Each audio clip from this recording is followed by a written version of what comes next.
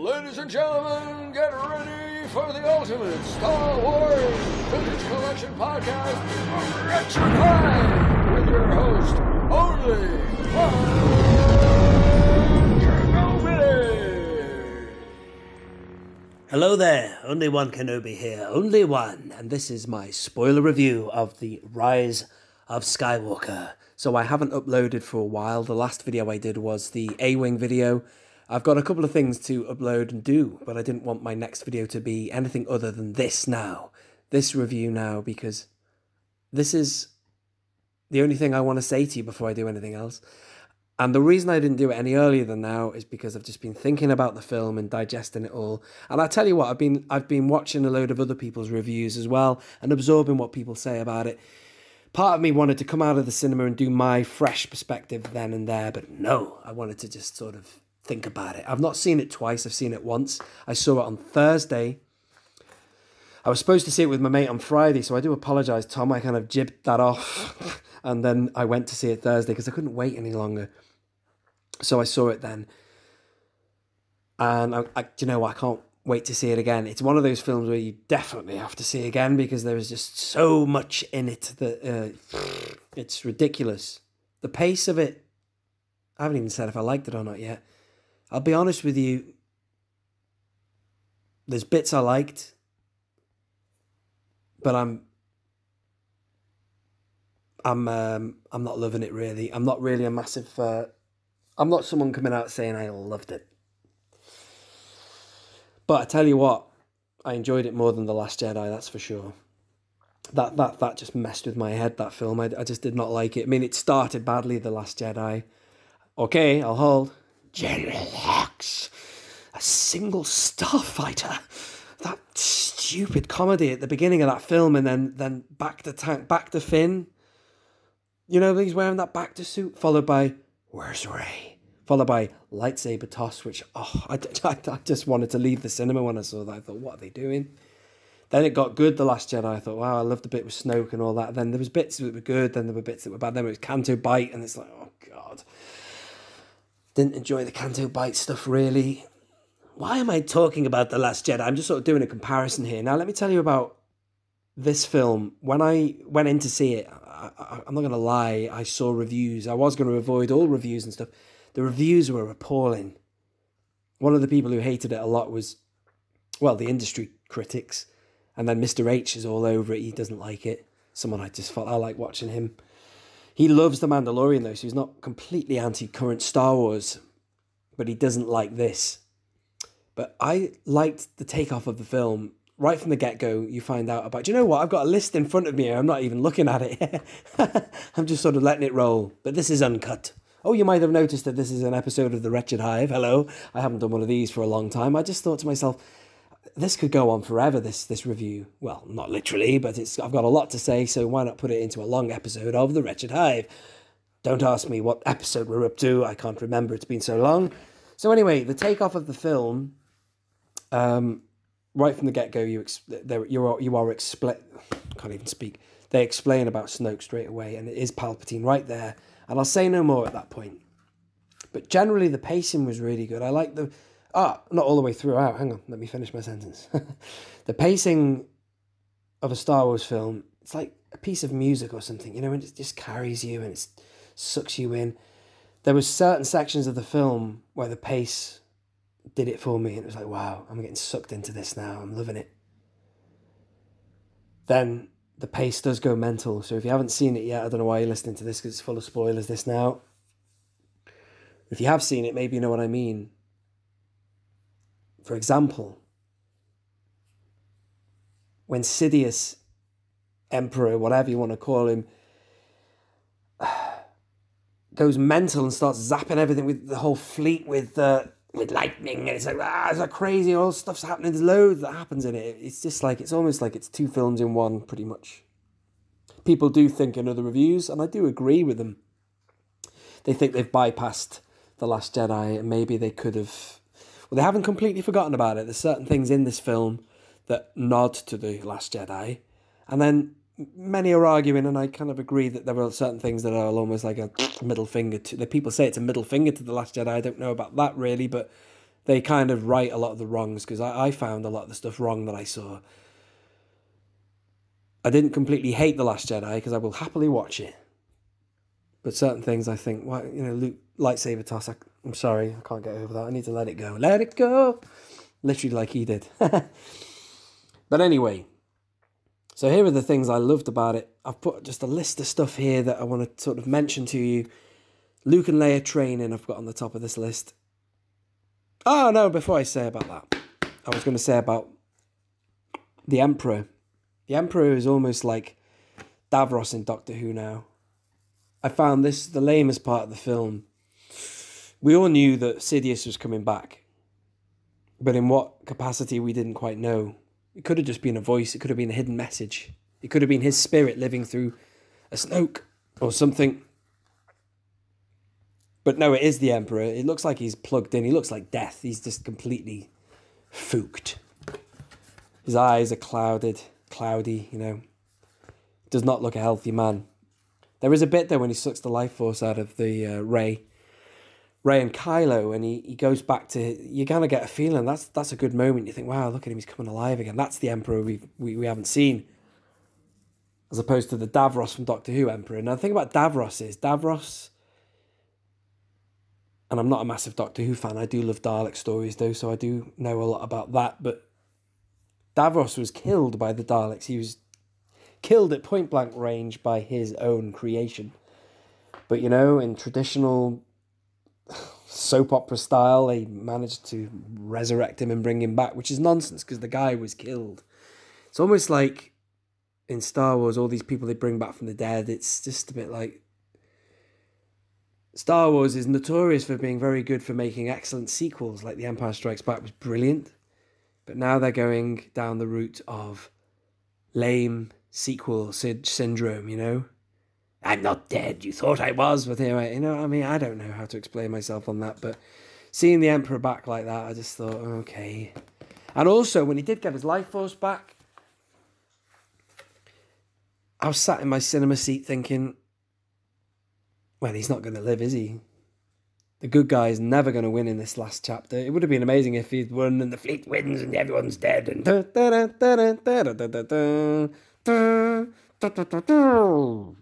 that didn't happen. So just at the point when you're thinking, wow, how cool does the Emperor look when he gets his life force back? And he sort of sucks the life out of Rey and Ben. You knew that it wasn't going to have a happy ending for him. I'm doing this review completely wrong. I'm now going to go over the list of stuff I've written down here. I'll go through that quickly. So Carrie Fisher, great closure. I love the way they used the footage of her and they combined it and it worked well, brilliant. And that was nice. I didn't like, in going back to the bloody Last Jedi, I hated that scene when she got blown out of the ship and rubbish and the vacuum of space. I didn't like that. But this was good, the fact that she was like a master and you could see her training with Luke. And that was what we wanted to see, not her floating through space. We saw her doing something, So it opened up the canon a bit more there, so you can see that she was a Jedi. In fact, she was training with Luke, and it was a vision she had of her own son dying that made her stop doing what she was doing and training and going forward in that direction. I thought the First Order looked brilliant in the film. I loved the scene when, Ren had his helmet fixed, and I liked it when... they had the conference table. That was just nice. I like things like visual things like that. Tick the box for me. I liked it. But then that brings me to Hux being a spy. What? No idea. Why would he be a spy when he was? Is that a late decision for him to become a spy for the Resistance? Because he wouldn't have authorized the death of all those guys going down to Crate, would he, if he was really on their side? / authorizing the bow to the First Order and the last day of the Republic. He's the guy who basically destroyed the New Republic. So, see, the film was full of stuff like that. It was just crazy. C-3PO, he was brilliant in the film. He was one of the best. That was the best performance from C-3PO I've ever seen in a Star Wars film. I loved it. He was so funny. That was the comic relief. That was the highlight for the film for me. So when Kylo Ren, what have I put here? Yeah. The bit in the desert, right? This is what I was talking about pacing. I love the film sort of ticked along kind of nicely for me. And I liked it all up to the bit with the desert sequence, which is the bit you see in the trailer. That was really cool. And the bit with the war of the transport ship with Kylo and Rey pulling it and the lightning that came out of her hand. And that was brilliant. So that was all good. And Finn and Poe Dameron were brilliant. I mean, the thing about this film is I'm quite conscious of the fact that the people who will not like it are the ones who hate these new characters. Personally, I'm invested in Rey, and I liked Finn in the Phantom Menace, in the Force Awakens. Didn't like him as much in the Last Jedi. I thought Finn was crap in that film. Actually, I don't know what Finn was doing. Rose Tico, got nothing against Rose. I thought she was a strong character with potential, but what she did on that stupid mission with Finn on Canto Bloody Bite was awful. And the Finn stepped up in this film. He was really good, and I liked that sort of subliminal chemistry, tension between the three of them. That was all good. The humor was great in the film, whereas the humor was rubbish in O.K, I'll hold. You know, that rubbish Last Jedi humor. Except I did like Hux when he said, "Do you think you got him?" That was funny. That was the funniest bit for me in the Phantom. The Last Jedi. The humor was really good in this. I think JJ can do subtle Star Wars humor very well. My mate was telling me about the fact that he thought that The Last Jedi was more Star Trek, whereas these two are Star Wars, The Force Awakens and The Rise of Skywalker, which is ironic because J.J. Abrams, as you know, directed and wrote Star Trek, so it's quite ironic. I just thought I'd mention that. Going down my little list now. Zori Bliss, that was a great character. I loved the chemistry with Poe. She was really good. Loved all the sequences with her. But again, it was so dense with stuff, this film. That was just one element of many sections of the film, so your brain just could not keep up. That's probably one of the reasons why I didn't come out buzzing about it, because on top of all that confusion was me soaking up how the Emperor was behaving, and I wasn't quite digging him. Although I love the Emperor, I wasn't enjoying how I don't know, I can't explain it. There's just so much emotion going on. The Force connection, passing objects. Now, this is the thing about Star Wars and opinions. I've got a mate who hated that. I loved it. I loved the way that you were cutting between scenes. It was almost like a virtual reality situation. You know, they could see each other and they were acting it out. Why have I seen something like that before? It's kind of like the Matrix in a way. You know, you're moving, although you're stationary in the Matrix, your mind is elsewhere. But anyway, they were crossing it over very nicely, and I like the way they took advantage of passing objects through the Force. Like, oh, that's right, he grabbed beads, didn't he, Kylo? And also, if you remember in the Last Jedi, he touched water. He had water on his hand, didn't he? That came from Luke's planet. O.O.K, is it? I can't remember. I can never remember the name of that planet, the island planet. So that was good. The fact that she gave him the saber, or vice versa, he gave her the saber. So that was clever. I liked that. But my mate hated that. So that was pretty cool. But again, divisive opinions about these things. Well, that was the Force connection anyway. That was really good, I thought. Speaking of Force connections, Harrison Ford is in it. That was a bit of a surprise.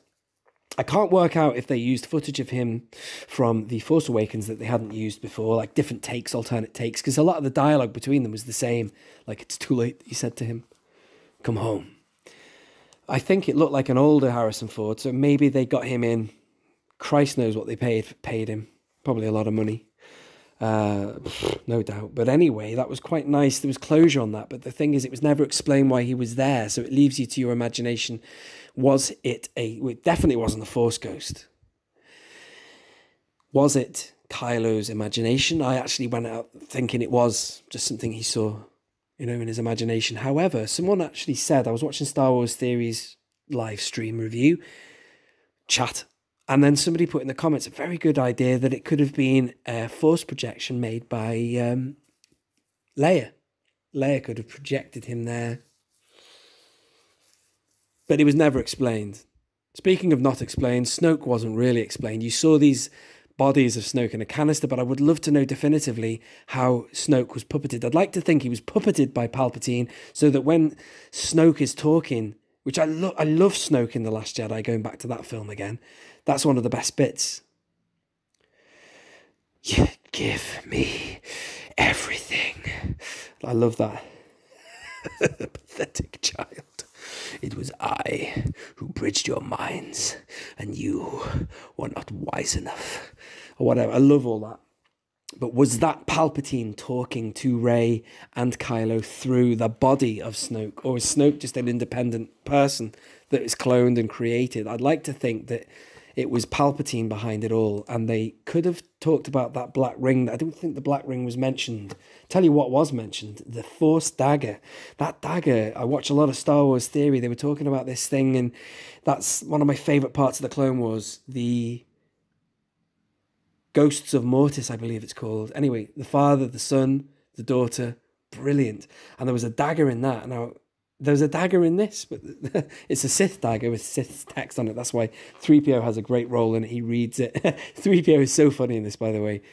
You know, it's against his programming to read the Sith text or whatever. Brilliant. Oh, I'm fine, by the way, sir. If you hadn't, I'm right behind you. He was so funny. I laughed out loud in this. I actually went to see it on my own, this film. I was supposed to see it with a mate. But, you know, I don't usually laugh out loud when I'm on my own. If you're with people you know, but let out a few laughs, you know. It just made me laugh so much. So yeah, the dagger wasn't really explained. So I've put a note here about bad sequel elements. You know, the Emperor's throne looked different. What am I writing? What have I written here?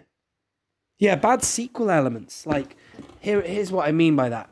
If you watch Jaws 2, they dive down at the beginning and they find the orca. But the orca is completely different from how it looked in Jaws 1. It's even got a different sign on it. There's a sign saying orca, which you never see in the film. There's a big orca written at the back of the ship on the bow. On the stern, I beg your pardon. It says orca along the stern. So it's almost like they've just made up a new orca. They hadn't done the research. They just put a ship and put orca on it, and there you go. But this film had a section which was in the throne room, right? It's crazy having part of the Death Star, and that just so happens to be the bit that they walk into. It's a bit like, it reminded me, like, you know, on Jurassic Park, Lost World, or something like that, when they go wandering around, and then it's like they walk into this jungle-infested building that's been taken over by nature, and you just see a section. Oh, that's the room they were in the previous film, and they're just kind of giving you nods to a scene or a room that's been in a previous film. But it's just, and they're bad sequels. I didn't really like The Lost World or Jaws 2. It's just, and it didn't look accurate. The throne room looked smaller. But you could argue that it's all been twisted and crumpled up or whatever. But the best bit of that scene was when Dark Rey appears. That was awesome. But it just, reminded me of like those films. And they're not the best sequels in the world, you know, are they? Jaws 2 and, you know, certain Jurassic Park sequels are. Anyway, Rey, Lightning and Palpatine. I think I've just mentioned that with the desert. So anyway, that was cool. Snoke heads in containers. I'm just reading my list here. Said that. I've mentioned that. Snoke ring. I've mentioned it. What else? I've put Luke and Leia training first appearance. I don't know what to say about that. I don't know what I mean. Oh, yeah. That first appearance. What I mean is Luke's first appearance on the screen. I didn't really like it that much. It was great. It got very emotional, actually, for me at the end. When he rose that X-Wing, I thought, wow, that's awesome. I loved that bit. But when he first appeared, when he caught the lightsaber and just walked through where the flames were, it was just a little bit like when Yoda first appeared in The Last Jedi. It was a little bit like, oh, okay. And he looked different. But actually, if I went and saw it again, there's a lot of people who argue that scene is basically JJ. They think it's a little bit of a clear-up of what you saw in The Last Jedi. You know, this weapon deserves more respect. But still, we can never take that away now. In an official Star Wars film, he threw that over his own shoulder. So that's the craziness of the pace of this film. 1 minute, now, in one section of the film, she decides to go to the island and do what Luke was doing in the previous film. It's nuts. It's crazy. I was still recording. I had a bit of a technical issue then. And then he talks about doing that. He raises the X-Wing. That was cool, her flying around in the X-Wing. I enjoyed that. That was pretty cool. Let's see what we've got here. Wedge Antilles. That was brilliant seeing him there. One of the problems I had with that final battle at the end of the film was the fact that that fleet looked so good, and obviously each individual ship was a planet killer. Oh, it's like anything. It's like Starkiller Base looked awesome. But pew, bang, that's destroyed by the good guys. One X-Wing goes in, blows up a few things, and then it's gone. And the money it must have cost to build Starkiller Base. Death Star, blown up, boom. Death Star number 2, blown up. Huge fleet of Star Destroyers. Crap against a load of tiny little frigate type things, Freighters and God knows what else. Unless they were affected by Palpatine's lightning, who knows? But it just seems a waste. I mean, if they'd sort of amassed that fleet in the second film and you think, oh my God, wow, and then it sort of like gets destroyed in the third film. Like, I would have preferred to have seen Starkiller Base not get destroyed in The Force Awakens, but if it was destroyed in, I don't know, the last film, because it was such a big thing. It's like a whole planet. It'd be very difficult to destroy it, but anyway, it did get destroyed. But so anyway, the fleet was there, and then obviously they had there was a massive army. I do admit the fleet of the good guys was huge, so they obviously destroyed this new Imperial fleet. But then he kept going on about the fleet as well. The Emperor, oh, the fleet will be yours. It was like he was using it as like, who wants to, it goes against the grain of what we've heard before. Vader was never interested in the Death Star. That Vader was more interested in the power of a Jedi, or the power of the Force. The dark side was, the ability to destroy a planet is insignificant next to the power of the Force. But, he kept offering the fleet to people. The fleet will be yours or whatever. But still, there you go. The fleet looked great on screen, though. I can't deny that. And in the trailers, it looked amazing. But it didn't really do anything other than get destroyed. And all these new troopers, the Sith troopers and stuff, were just seen, and then they're gone. Didn't last long, that army. But then we come to the end of the film now. Luke and Leia's the lightsaber burial. Now that was really nice. Very nice. Chewie got the medal. That was cool. Chewie, you think he's dead, but he's not. He's back. So that was nice that Chewie didn't die. Anyway, the Luke and Leia burial was nice. One thing I didn't love it and I didn't hate it, but I didn't like it when she said at the end, Rey Skywalker. But I can see it from the point of view of why she did. If, she has no parentage, does she? As you saw in this film, she gets trained. She has a mother figure, which is Leia. She did have a kind of a father figure of Han, but they didn't know each other very long. She spent a lot more time with Luke, I guess. So, in the sense that she was pursuing Luke in The Force Awakens, she shed a tear for him, someone could help you, as Maz says, and she goes, Luke. She cries. We all thought that maybe she was a Skywalker or something, but no. So obviously the point is that, she had to choose an adopted name, and I can understand totally why she would choose Skywalker, but it just, because we so strongly know who she is, that she's a Palpatine. If she was a nobody, which would have been interesting to explore that, I'd totally understand her adopting the name Skywalker, but she's not. She's a Palpatine. And was I impressed about her being a Palpatine? I really would have preferred if she was actually Han Solo's child, really. I thought that it would be really nice if they were siblings. Han and Leia Kylo and Rey, if they were brother and sister, I would have loved that myself. Not to the fact that it sort of echoes the siblings of Luke and Leia, but I just think a sibling rivalry like that, they didn't know who they were. Obviously, yes, that brings us to a little bit of romance. There was an on-screen kiss there, but he died after that. It's crazy. So I thought, wow, I thought there was going to be like a romance and they were going to be the new Han and Leia. But no, that didn't happen.